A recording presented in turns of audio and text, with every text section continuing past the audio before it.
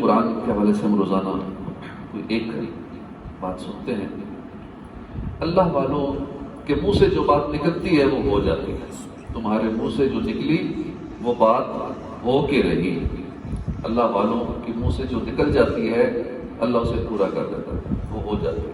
اللہ کے پیاروں کی زبان جو ہوتی ہے وہ کن کی کنجی ہوتی ہے، جو ان کے منہ سے نکل جاتا ہے وہ اللہ کے حکم سے پورا ہو جاتا ہے. اس کے قرآن پاک کی کئی آیات گواہ ہیں. قال فاذهب فإن لك في الحياة أن تقول لا مساس وإن لك موعدا لن تخلفه. موسیٰ نے فرمایا اچھا جا، تیری سزا دنیا کی زندگی میں یہ ہے کہ تو کہتا پھرے گا کہ چھو نہ جانا، اور بے شک تیرے لیے ایک وعدے کا وقت ہے جو تجھ سے خلاف نہ ہوگا. موسیٰ علیہ السلام سامری سے ناراض ہو گئے تھے کیونکہ اس نے بچڑا بنا کر لوگوں کو مشرک بنا دیا، بچڑے کی عبادت پہ لگا دیا تھا.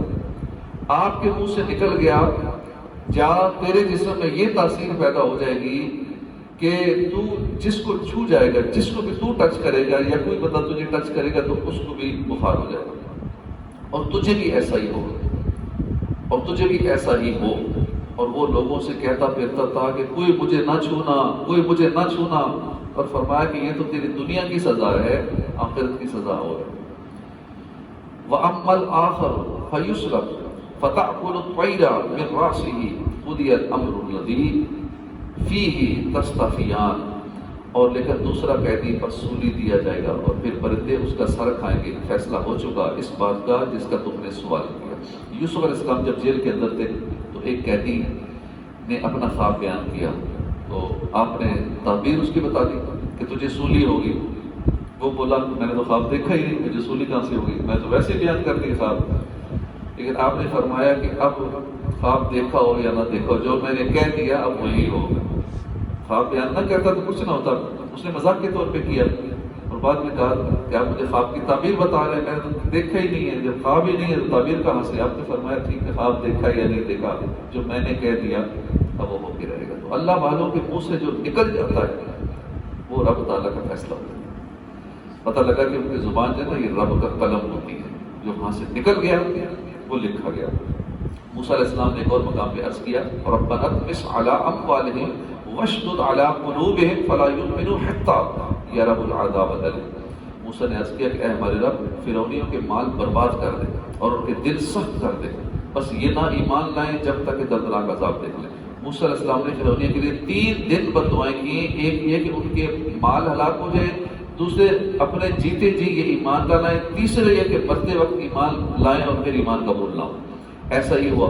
فرعونیوں کا روپیہ، پیسہ، پھل، غلہ یہ سب پتھر ہو گیا. ایمان کی توفیق زندگی میں نہ ملی. ڈوبتے وقت وہ ایمان لایا. جب ڈوب رہا تھا اس ٹائم اس نے کہا آمنت برب موسیٰ و ہارون، میں موسیٰ اور ہارون کے رب پر ایمان لاتا ہوں. مگر اس ٹائم کا ایمان قابل قبول نہ ہوا. تو دیکھو فرعون کے سوا کوئی کافر قوم ایمان لا کر نہ مری، جو کلیم اللہ کے منہ سے نکلا وہی ہوا.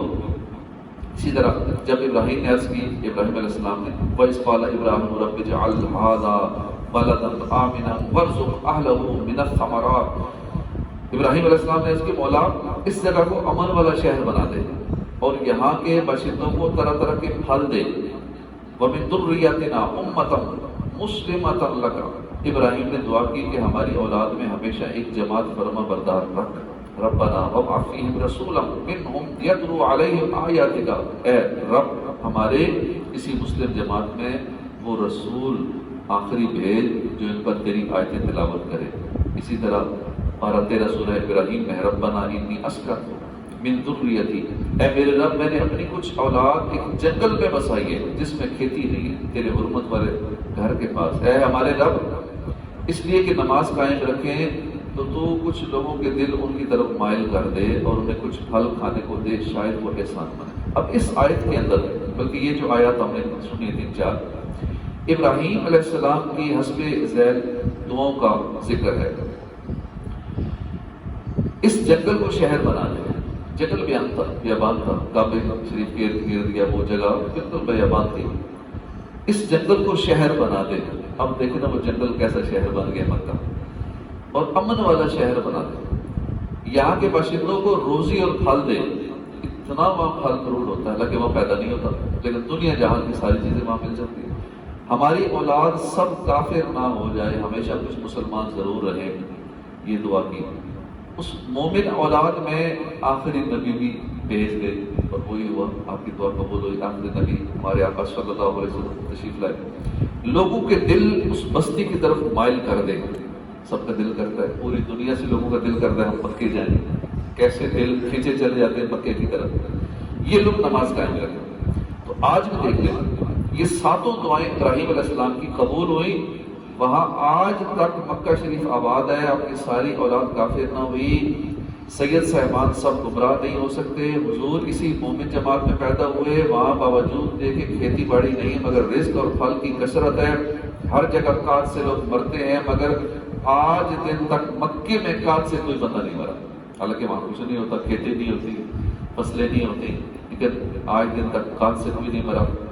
مسلمانوں کے دل مکہ شریف کی طرف مائل ہوتے ہیں، دن رات دیکھنے میں آ رہا ہے کہ فاسق و فاجر بھی مکے پر فدا ہے، فاسق و فاجر جو بظاہر بے نمازی ہوتے ہیں، وہ گناہ گار ہوتے ہیں، لیکن پھر جو ان کا بھی دل کرتا ہے مکے جائیں گے، مکہ دیکھ لیں۔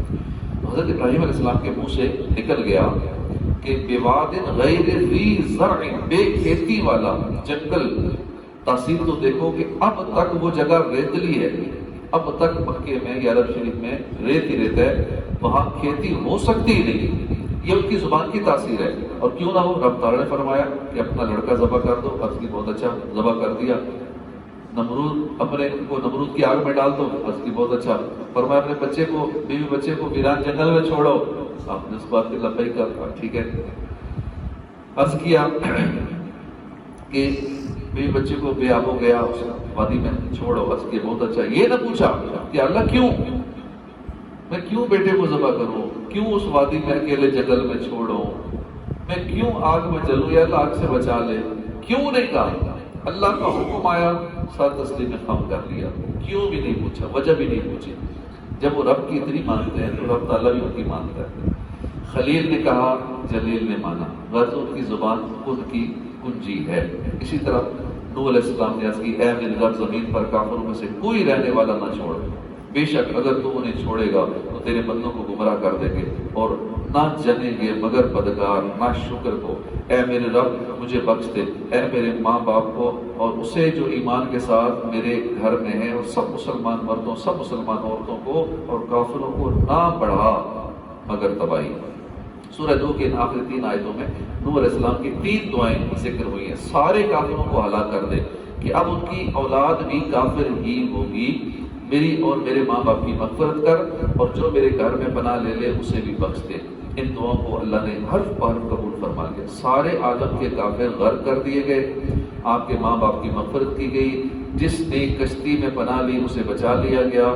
تو یہ بھی معلوم ہوا کہ آپ نے نبوت کی اینک سے ان کی ہونے والی اولاد تک کا حال معلوم کر لیا کہ وہ کافر ہی ہوگی۔ خلاصہ یہ ہوا کہ ان حضرات کی زبانیں ان کی کنجی ہوتی ہیں، ان کو پتہ تھا کہ اب جو آگے اولادیں کافر ہی ہوگی، تو نبی کو غیب کا علم ہے، مستقبل کا پتہ ہے، لوگ اس کا انکار کرتے ہیں۔ یہ بھی خیال رہے کہ انبیاء کرام کی جو دعا اور ارادہ الہی کے خلاف ہوتی ہے اسے انہیں روک دیا جاتا ہے تاکہ ان کی زبان خالی نہ جائے، اور یہ انتہائی عظمت ہوتی ہے۔ اللہ تعالیٰ فرماتا ہے، یا ابراہیم اعرض عن ھذا، اے ابراہیم اس دعا سے اعراض کرو، قوم لوط پر عذاب آنے والا ہے، نہیں لوٹ سکتا۔ اسی طرح اور بہت ساری آیات ہیں، ابراہیم علیہ السلام نے قوم لوط کے لیے دعا فرمائی، لیکن چونکہ ان کی نجات ارادہ الہی کے خلاف تھی لہٰذا انہیں اس سے روک دیا گیا۔ ہمارے نبی صلی اللہ علیہ وسلم کو منافق پر جنازے سے روک دیا گیا کہ منافقوں کا جنازہ نہ پڑھیں، کیونکہ اس نماز میت کے لیے دعائے بخشش ہے، اور منافقین کی بخشش ارادہ الہی کے خلاف ہے، لہٰذا آپ کو اور آپ کے صدقے سے سب کو اس سے منع کر دیا گیا کہ منافقوں کی دعا منافقوں کے بارے میں نہ کریں۔